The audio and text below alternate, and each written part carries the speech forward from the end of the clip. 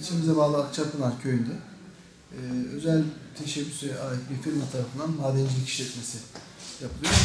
Bu faaliyeti sırasında o bölgede bulunan bazı köylülerle şirket elemanları arasında bir tartışma çıkıyor ve bu silahlı kavgaya dönüşüyor.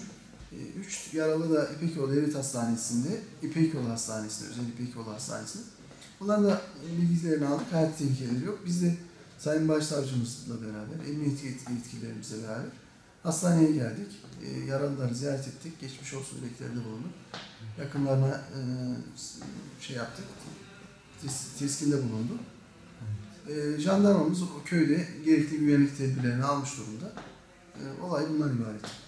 Ağır yaralı olduğu söyleniyor ama kesin bilgimiz yok o konuda. Evet. Tamam, çok sağ olun.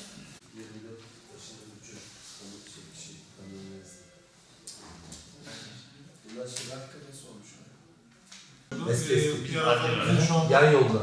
çok ağır yaralı olan hastalarımız yok. Çene bölgesinde, bacak, el ve kalça bölgesinde yaralı olan hastalarımız var. Gerekli tedavilerin bir kısmı yapıldı. Bir hastamızın ameliyata alınması planlanıyor. Şu anda hayati tehlikesi olan yok. Tedavileri yapıldıktan sonra sağlıklı bir şekilde inşallah taburcu edeceğiz hastalarımızı. Şu anda tahlilleri yapılıyor. Çene bölgesine kurşunlanmış olduğu için plastik cerrahi tarafından ameliyatı planlanıyor.